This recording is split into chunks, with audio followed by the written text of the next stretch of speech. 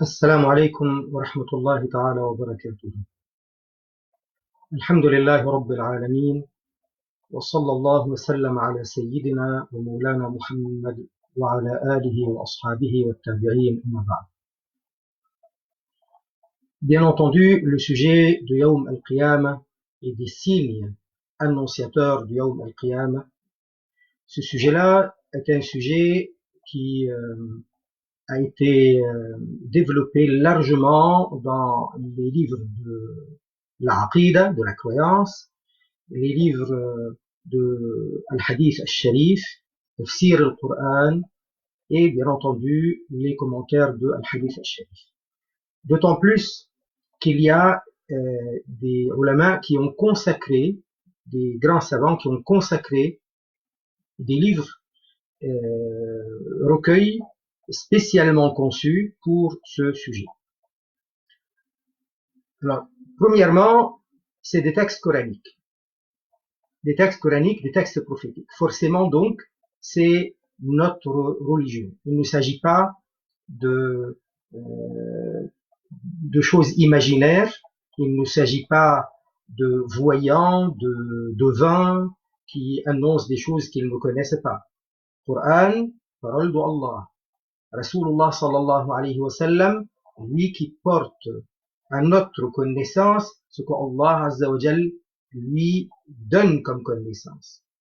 Et alayhi salatu salam, comme Allah azza wa jal dit à son sujet, وَمَا يَنْطِقُ عَنِ الْهَوَى, jamais il ne se prononce à partir de ses propres passions, إِنْ هُوَ إِلَّا وَحْيٌ يُوحَى, il ne s'agit que d'une révélation qu'il reçoit. Deuxièmement, Allah azza wa jal nous donne ordre, et c'est une obligation de considérer comme élémentaire de notre foi, de notre croyance, nous musulmans, de croire au jour dernier, de croire à Al-Ba'th, la résurrection, de croire que nous allons être par la suite jugés. Il va y avoir Al-Hisab, la présentation des actes, il va y avoir le jugement, il va y avoir la balance, et il y aura en fin de compte le départ pour Al-Jannah, pour les bienheureux, et le départ pour Jahannam, pour les malheureux. Wal'iyadhu billahi ta'ala min Jahannam. Qu'Allah azza wa jal nous accorde Al-Jannah, et le naïm de Al-Jannah, la félicité, le plaisir de Al-Jannah. Donc il s'agit d'un sujet de la croyance. Allah azza wa jal, il a fait en sorte que Yawm al-Qiyamah soit annoncé, mais le sujet entouré de, je ne dirais pas de mystère, mais entouré de non-précision. On ne sait pas quand. Allah Azza wa Jal, dans le Coran, à maintes reprises, il dit que les mouchriquines, les mécréants, ils venaient voir le prophète alayhi salatu salam, ils lui disent quand Yawm al-Qiyamah, yas'alunaka 'ani as-sa'ati ayyana mursaha, ils te demandent au sujet de as-sa'a, l'heure du jour dernier. Ayyana mursaha, quand est-ce que ça va tomber? Quand est-ce que ça va arriver? Mursaha, ça veut dire, c'est un peu comme si c'était un bateau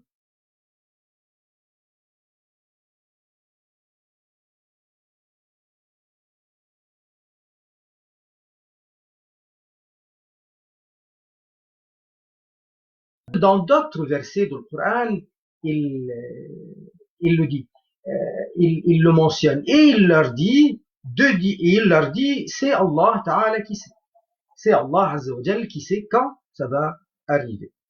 Donc, ne demandez pas au prophète alayhi salatu salam, le prophète alayhi salatu salam, Allah Azza wa Jal ne lui a pas dit quand exactement va avoir Yawm al-Qiyamah.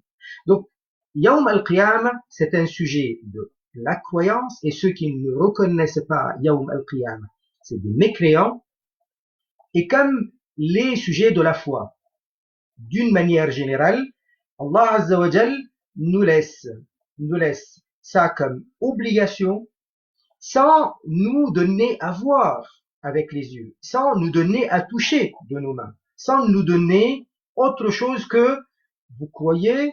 D'abord, nous croyons en Allah, parce que c'est rationnel. Nous croyons en Allah parce que si c'est pas ainsi, ça sera absurde. Comment vous voulez que le monde existe et que l'homme existe? Donc il y a du rationnel. Allah Azza wa Jal, il a envoyé des anbiya, et notamment notre Nabi alayhi salatu salam, qui a apporté des miracles, et qui a été lui-même, dans sa personne aussi, dans sa façon de se comporter aussi, il a été une preuve de la véracité de son enseignement. Et son enseignement, il y a le Coran. Le Coran lui-même est une mu'jiza. C'est la preuve de la véracité de l'enseignement de notre Nabi alayhi salatu salam. Donc, nous croyons à partir de ce rationnel, à partir duquel nous reconnaissons Allah. Et nous reconnaissons ce que Allah Azza wa Jal nous envoie. Et il nous envoie des prophètes, notamment notre prophète sallallahu alayhi wa sallam, qui nous a donné cet enseignement, Al-Qur'an Al-Karim et sa sunna. Donc à partir des miracles, à partir de son envoi alayhi salatu salam, nous avons donc la certitude que ce qu'il dit est la vérité. Il ne s'agit pas d'un mystère au sens de mystère énigmatique, mais il s'agit de quelque chose de rationnel au départ, croire en Allah. Rationnel aussi lorsque nous avons un Nabi alayhi salatu salam qui annonce ses enseignements, qui apporte Al-Qur'an. Al-Qur'an en lui-même c'est une mu'jiza. Et en parallèle à la mu'jiza de Al-Qur'an Al-Karim, il y a eu combien de mu'jizat de notre Nabi alayhi salatu salam. Certains disent qu'il y en avait 1000, d'autres disent beaucoup plus que 1000, mais quoi qu'il en soit, les mu'jizat prouvent sa véracité. Et Al-Qur'an Al-Karim en fait partie. Le tout nous donne la preuve de la véracité de chaque détail, de chaque mot, de chaque parole prononcée par notre Nabi sallallahu alayhi wa sallam. Donc, croire au jour dernier, effectivement, parce que c'est annoncé par le Coran, effectivement, parce que c'est annoncé par Rasulullah sallallahu alayhi wa sallam. Et alors, le mushrik a son habitude, il va dire, mais je n'ai pas vu, donne-moi la preuve. Mais quelle preuve? La preuve est dans la véracité de la parole de Nabi alayhi salatu salam. Et là, nous avons la preuve qu'il est honnête, qu'il ne dit que la vérité, qu'il est prophète, qu'il est messager. Et Allah ne choisit pas pour transmettre ces messages, les enseignements, si ce n'est quelqu'un de honnête. Les anbiya sont les meilleurs, sont les plus nobles, sont de tous les humains, pas seulement ayant les meilleurs caractères, les meilleurs comportements, mais la foi la plus solide, la pratique la plus juste, les attitudes depuis leur jeune âge jusqu'au dernier souffle, ils sont les plus honnêtes, les meilleurs, les plus droits, etc. Donc forcément, nous avons la preuve de cette véracité à partir de là. Très bien. Donc Allah Azza wa Jal, il nous dit dans le Coran Al-Karim, il nous annonce cela. Allah Azza wa Jal, il dit, et dans Surat Muhammad par exemple, فَهَلْ يَنْظُرُونَ إِلَّا السَّاعَةَ أَنْ تَأْتِيَهُمْ بَغْتَةً فَقَدْ جَاءَ أَشْرَاطُهَا. Attendent-ils autre chose que as-sa'a? Ça c'est les mouchriquines. Ils viennent, ils demandent, ils insistent. Attendent-ils autre chose que as-sa'a? Que le jour dernier, quand il arrivera, أَنْ تَأْتِيَهُمْ بَغْتَةً, que lorsque cela va leur arriver subitement, فَقَدْ جَاءَ أَشْرَاطُهَا, effectivement, ces signes sont apparus. On parle des signes du jour dernier dans cette ayah, dans ce verset, notamment l'arrivée de Nabi sallallahu alayhi wa sallam, notamment l'arrivée de notre Nabi sallallahu alayhi wa sallam. Notre Nabi alayhi salatu salam, et lui-même, son arrivée, c'est la preuve que c'est la fin des temps, car il est l'ultime des anbiya. Après lui, il n'y a plus de Nabi. Le prophète alayhi salatu wassalam, il a dit bu'ithtu ana was-sa'a kahatayn, et il a rejoint as-sababa wal-ibham,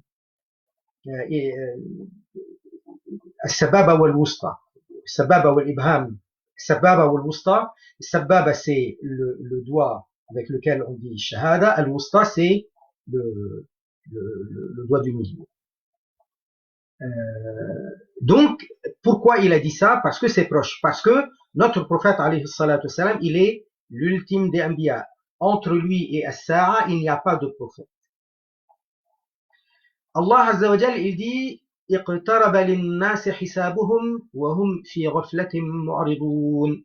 Donc, ça c'est une troisième chose qui est parmi les raisons d'un sujet comme celui-ci. C'est pour nous rappeler à l'ordre, afin que le jour dernier ne nous vienne pas subitement alors que nous sommes dans l'insouciance. Et c'est ça le verset de Surat Al-Anbiya, le verset 1 de Surat Al-Anbiya. Allah Azza wa Jal, il dit اقترب للناس حسابهم. Le jour du jugement des gens, il s'est rapproché d'eux. Il est en train de, en plus de se rapprocher d'eux. Il s'est rapproché d'eux. وهم في غفلة معرضون, pendant que eux, ils sont dans l'insouciance. معرضون, ils s'en détournent. Allah Azza wa Jal, il dit, et ça c'est particulièrement pour les mouchriquines, أتى أمر الله فلا تستعجلوه سبحانه وتعالى عما يشركون, dans Surat An-Nahl. أتى أمر الله, l'ordre d'Allah est venu. فلا تستعجلوه, ne demandez pas à ce qu'il vienne précipitamment. Subhanahu wa ta'ala amma yushrikun. Allah, il est exempt de toute imperfection, il est au-dessus de toute imperfection, amma yushrikun, au-delà de tout ce qu'il lui associe. Alors pourquoi il dit ata? Donc il est déjà venu. C'est dans la langue arabe, quand vous vous levez pour faire as-salat, vous dites qad qamatis salatu. C'est-à-dire as-salat est déjà accompli, est déjà effectué. Pourtant, vous êtes en train de l'annoncer. C'est pour dire, c'est tellement proche, qad qamati as-salat. C'est comme si c'est déjà accompli, c'est comme si c'est déjà fait. Ça c'est une façon de s'exprimer en arabe. Ata amrullah. Ça y est, il est là, il arrive. Tu dis à quelqu'un, donne telle nouvelle à ton ami, il te dit déjà fait. Passe as-salam à un autre, il te dit déjà fait. C'est pour dire, c'est comme si c'est déjà fait, dans le sens que c'est tellement proche et c'est immanquable. Et Allah Azza wa Jal, il dit اقتربت الساعة وانشق القمر. L'heure du jour dernier s'est rapprochée, وانشق القمر, et la lune s'est fondue en deux. Et ça, c'est arrivé à l'époque de notre Nabi sallallahu alayhi wa sallam. À l'époque de notre Nabi sallallahu alayhi wa sallam, il y avait des mouchriquines de Quraysh qui sont venus lui demander une mu'ajiza, et il leur a fendu la lune en deux, d'un signe de main, hein, il a fendu la lune en deux, donc une partie est descendue, s'est rapprochée, et une autre est montée très haut. Et puis après, il les a recollés aussi d'un geste de la main. Ils étaient en train de lui dire, si tu es capable de nous apporter le miracle, nous allons croire, mais ils n'ont pas cru. Bien sûr, il y avait des sahaba, ils ont vu cela, et ça a augmenté leur iman. Et qu'est-ce qu'ils ont dit au prophète, alayhi salatu salam? Ils lui ont dit, c'est de la sorcellerie. C'est un sahr. Mais un sahr ne peut pas toucher les gens qui sont lointains. Il y avait des voyageurs qui sont venus, qui avaient constaté la même chose. Donc forcément, ils ont dit n'importe quoi en disant qu'il s'agissait d'une sorcellerie. Les signes de la fin, les signes annonciateurs de la fin des temps, de l'Qiyamah, sont classés en deux catégories, principalement. Ce qu'on appelle les petits signes et les grands signes. Les grands signes sont 10. On en parlera dans des séances prochaines, Inch'Allah ta'ala. Et aujourd'hui, nous allons parler d'une partie de quelques-uns des signes, petits signes annonciateurs de la fin des temps. Alors, le prophète sallallahu alayhi wa sallam, il a dit, donc il a parlé de lui-même, et ça c'est un hadith qui est authentique, qui est dans Sahih al-Bukhari. Il a dit Bu'istu ana wa sa'a kahatayn, j'ai été envoyé en tant que prophète, moi et le jour dernier, on est comme ces deux. Donc il a rassemblé al-sababa et al-wusta. Sababa, donc c'est le doigt avec lequel on dit shahada, al-wusta c'est le doigt majeur. Le prophète sallallahu alayhi wa sallam, il a dit aussi dans un hadith, quelqu'un est venu lui poser la question à l'occasion de la bataille de Tabouk. Et An-Nabi alayhi salatu salam, il était sous une tente comme une coupole. Et il pose la question sur le jour dernier. Et Al-Rasoul alayhi salatu salam, il lui dit U'udud sittan bayna yaday sa'a. Compte 6 qui vont arriver avant as-sa'a, avant le jour dernier. Premièrement, Mawti, Mawafat, mon décès. Deuxièmement, Summa fathu bayt al-Maqdis. Vous allez conquérir Jérusalem. Bayt al-Maqdis, Jérusalem. Ça veut dire, vous allez la voir. Et d'ailleurs, An-Nabi alayhi salatu salam, lorsque il était allé à Jérusalem à l'occasion de Mi'raj, al-Isra et al-Mi'raj, c'était sous domination des Roums, des Grecs à ce moment-là. Et avant cela,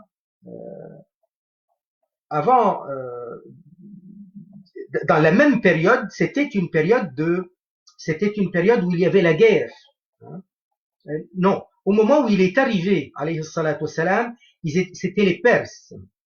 Les Roums avaient la domination pendant très longtemps sur Bayt al-Maqdis et sur Ash-Sham, mais la période où le prophète alayhi salatu wassalam était parti, c'était la domination perse, parce que pendant un certain temps, les Perses avaient gagné la guerre contre les Roums, contre les chrétiens, contre les Grecs, et ils avaient chassé l'armée des Grecs, et ils avaient eu la domination sur le territoire de la Palestine, de la Syrie, et même jusqu'à l'Égypte, pendant quelques années, jusqu'à ce que Héraclius reprenne le dessus et il chasse les Perses. Et quand il a repris le dessus, c'était plus tard que l'occasion de l'Mi'raj, de l'Isra et de l'Mi'raj, c'était l'occasion de la bataille de Badr. C'était l'occasion de la bataille de Badr.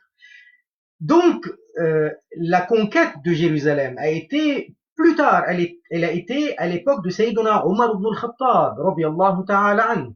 Donc, le deuxième calife, le deuxième des Khulafa Rashidin, Sayyidina Omar ibn al-Khattab al-Farouq, radiyallahu ta'ala anhu. Donc, il l'annonce. Ensuite, en troisième, il dit Summa mutan ya'khudhu fikum ka'iqas al-ghanam. Et il va y avoir, en troisième, une mort qui va vous ravager. C'est-à-dire, il va y avoir beaucoup. Les ulama, par la suite, ils l'ont expliqué. Ils l'ont expliqué par des épidémies, justement, qui vont faire, donc, qui vont ravager les musulmans au point qu'il va y avoir beaucoup de morts. Et ça a commencé par il y a eu une famine à un moment donné, à l'époque de Sayyidina Omar, radiyallahu anhu. Il y a eu aussi l'épidémie de Imwas, on en a parlé, à l'époque de Sayyidina Omar. Il y en a eu d'autres, mais spécialement, on a commencé à les compter à partir de là, où il y a eu, rien qu'à l'occasion de Imwas, il y a eu, comme on avait vu, d'après certains, 30 000 morts, d'autres disent 25 000 morts, mais c'est des chiffres très impressionnants. Donc, qui va vous ravager comme iqas al-ghanam, comme une maladie qui fait tuer les moutons. Et quand il dit summa ici, c'est pas dans le sens que ça va être forcément l'une après l'autre. En tout cas, cette épidémie de Imwas était après la conquête de Jérusalem. Ensuite, il dit ثم استفاضة المال حتى يعطى الرجل 100 دينار فيظل ساخطا. Et ensuite, il va y avoir une opulence, beaucoup de richesse, beaucoup d'argent de partout dans les mains des gens, au point que quand on donne à l'homme 100 dinars, le dinar c'est une pièce en or. Pour avoir une idée, nous quand on donne le chapitre de zakat, nous parlons de zakat sur les 20 dinars. Chaque 20 dinars, c'est un nisab, c'est un seuil sur quoi il faut payer zakat. Et c'est à peu près 85 grammes d'or. Vous imaginez donc un dinar. Et quand on lui donne 100 dinars, il n'est pas content, il reste en colère. Ensuite, il dit et ensuite, il va y avoir une fitna. Ici, le mot fitna, c'est au sens de la dissidence,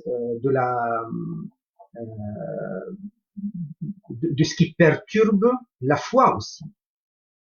Il va y avoir donc des morts, le mot fitna englobe tout cela.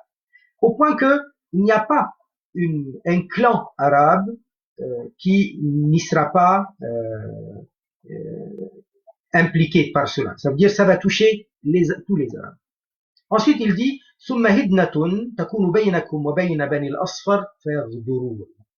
et il va y avoir aussi à un moment donné une trêve entre vous et les Roum. Banu al-Asfar, c'est les Européens. On les appelle Banu al-Asfar parce que il y a beaucoup de gens qui sont roux, blonds chez les Grecs, chez les Romains, etc.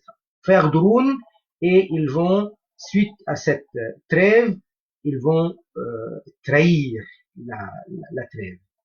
فَيَأْتُونَكُمْ تَحْتَ 80 غاية تحت كل غاية 12,000. Et donc ils vont vous attaquer avec 80 il dit 80 étendards, 80 drapeaux. C'est comme si on parle de 80 armées. Chaque raya, le raya ici c'est raya c'est le drapeau, donc c'est une armée. Chaque étendard, chaque drapeau, donc chaque armée, il va y avoir 12 000 combattants. Voilà. Donc, on a parlé de Inshiqaq al-Qamar, on a parlé de la conquête de Bayt al-Maqdis. Bayt al-Maqdis, la conquête de Jérusalem, on sait très bien que c'est la mosquée de Jérusalem a été construite par Adam alayhi salam au départ. La première mosquée sur cette terre, c'est la Kaaba. Allah Azza wa Jal, il le dit dans le Coran al-Karim. Il dit Inna awwala baytin wudi'a lin-nasi lalladhi bi Bakkata mubaraka. Le premier édifice placé sur cette terre, c'est celle qui est à Bakka. Bakka, c'est Makka. Mubaraka, béni. Et le prophète alayhi salatu wassalam, lui-même, il le dit dans un hadith, et le hadith il est dans Sahih Muslim, il dit la première mosquée c'est la Kaaba, et la deuxième, on lui dit c'est laquelle, il a dit Bayt al-Maqdis. Donc la mosquée de Jérusalem. Et la mosquée de Jérusalem, ils lui ont dit combien de temps entre les deux, il a dit Arba'oun sana, Arba'oun aman, 40 ans entre les deux. 40 ans, donc, il ne s'agit pas de Sulaiman alayhi salam ou de Daoud alayhi salam avant lui. Parce que entre Adam et Sulaiman, c'est pas 40 ans, c'est des milliers d'années. Donc 40 ans, ça veut dire c'est Adam lui-même alayhi salatu wassalam. Alors, lorsqu'il est dit dans certains hadiths que Jérusalem a été, enfin la mosquée de Jérusalem a été construite par Sayyiduna Daoud alayhi salam, et des hadiths qui parlent de Sulaiman alayhi salam, aucun problème. La Kaaba aussi, elle a été construite par Sayyiduna Ibrahim. Et pourtant, ce n'est pas lui le premier à la construire. Allah Azza wa Jal, il dit qu'il a montré à Ibrahim l'endroit où il faut construire, là où il y a les fondations pour établir l'édifice. Donc, l'endroit, enfin, l'édifice était de l'époque de Adam, alayhi salam, et Ibrahim est venu pour refaire la construction. La même chose en ce qui concerne Al-Masjid Al-Aqsa, ça a été une reconstruction à l'époque de Daoud alayhi salam et à l'époque de Sayyidina Sulayman alayhi salam.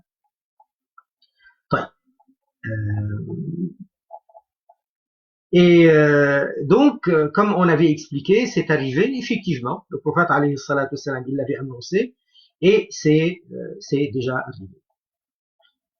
Ce qui est à dire, c'est que une des choses importantes en ce qui concerne les annonces des signes de la fin des temps, ça prouve aussi la véracité du prophète alayhi salatu salam. Parce que ce qu'il a annoncé est arrivé effectivement.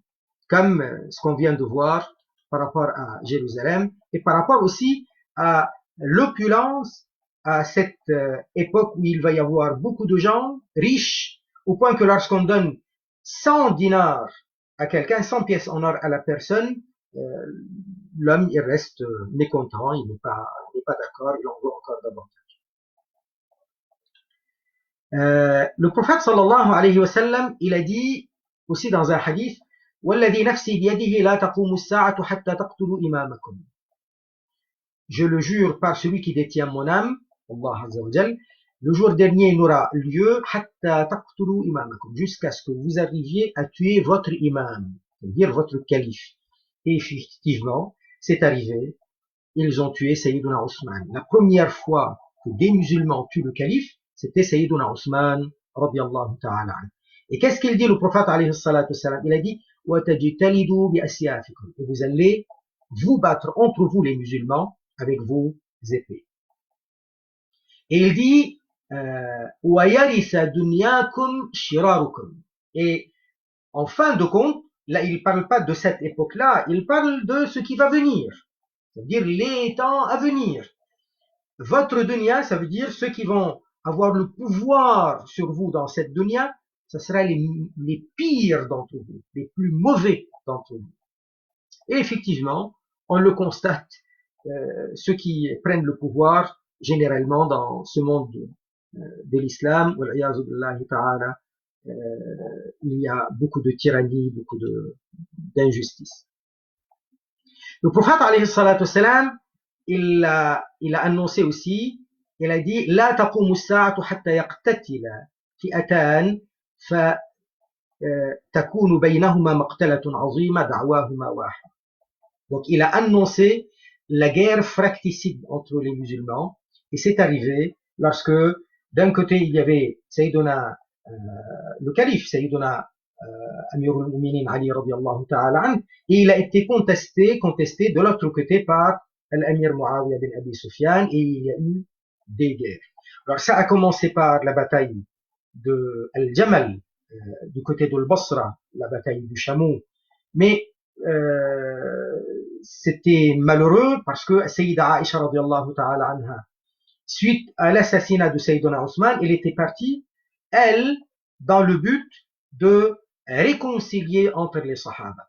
Mais malheureusement, derrière elle, il y avait des gens qui ne cherchaient que la guerre. Donc, ils lui font croire que dans l'armée de Sayyiduna Ali, il y avait les opposants à Sayyiduna Osman qui avaient tué, assassiné Sayyiduna Osman. Certes, dans l'armée de Sayyiduna Ali, il y avait des gens qui n'étaient pas bons et qui n'étaient pas d'accord avec Sayyiduna Osman radiyallahu ta'ala. Mais Sayyiduna Ali radiyallahu anhu n'accepte pas de laisser à ses côtés quelqu'un qui a été assassin de Sayyiduna Osman d'une manière tangible et claire. Donc l'affaire était encore très floue. Qui a tué? Qui a frappé? Il fallait faire un procès et arrêter les malfaiteurs. Mais c'était beaucoup de troubles, beaucoup de problèmes.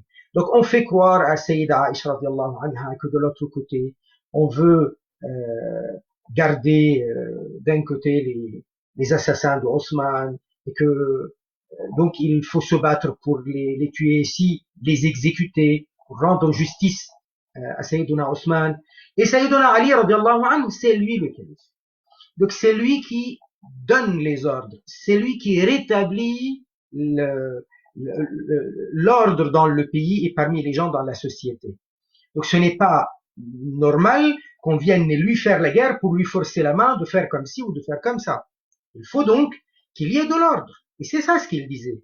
disait, écoutez-moi, obéissez-moi, arrêtez de porter les armes contre moi, et moi je réglerai les problèmes. Mais ce n'est pas comme ça, c'est pas en me faisant la guerre. Bien entendu, il y avait de la confusion, de la perturbation, des histoires incomprises par les uns ou par les autres. Il avait raison, Sayyiduna Ali radiallahu ta'ala. Sayyida Aisha radiallahu anha n'était pas mauvaise. Elle n'était pas venue dans un objectif mauvais. Mais il y a eu malheureusement beaucoup de menteurs, chercheurs de troubles qui étaient du côté, soi-disant, avec Sayyida Aisha, sans que Sayyida Aisha ne veuille la guerre, sans que Sayyida Aisha ne veuille l'effusion du sang, radiallahu ta'ala anha wa an sahaba al-kiram.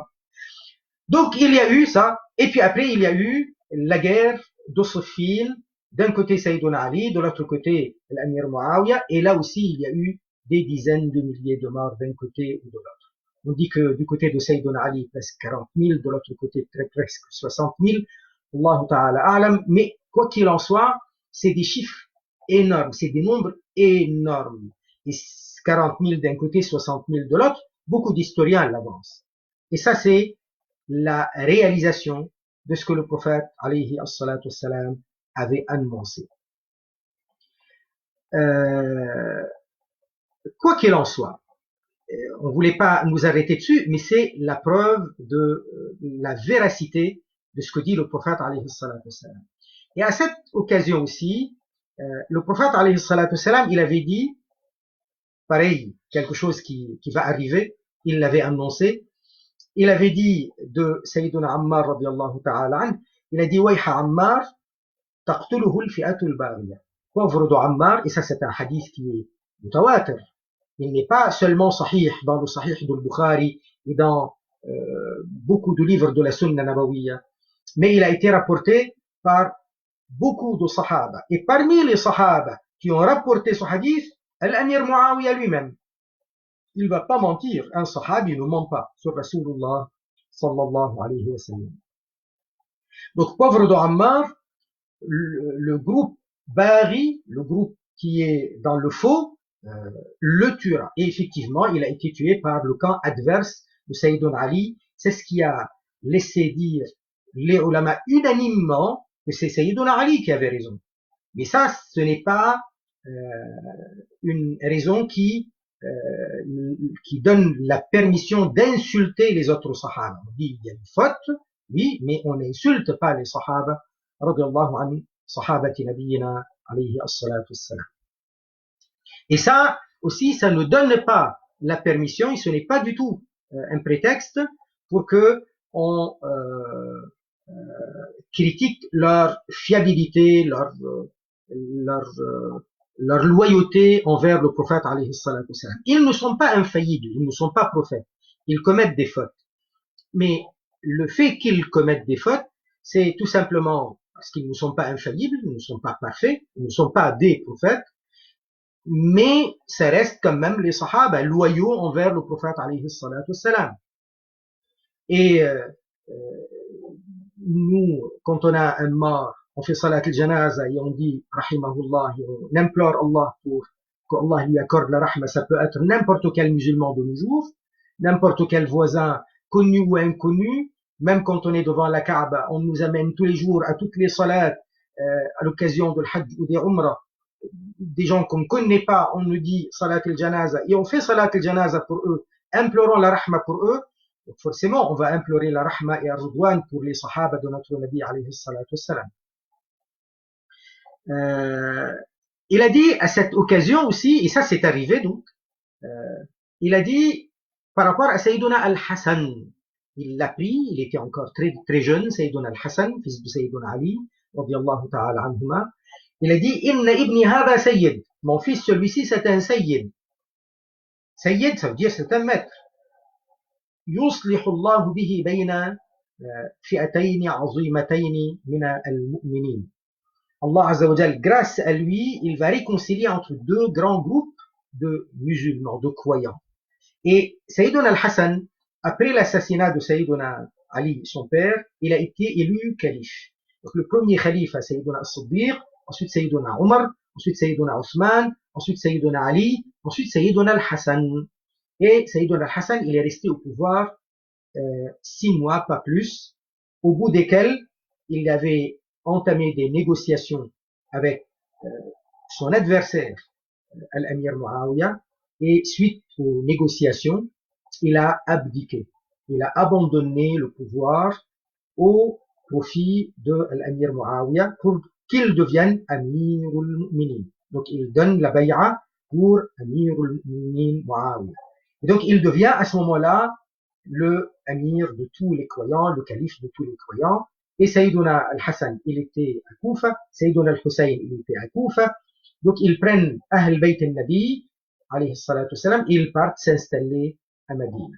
Ils étaient à Koufa en Irak, ils partent s'installer à Médine. À Médine.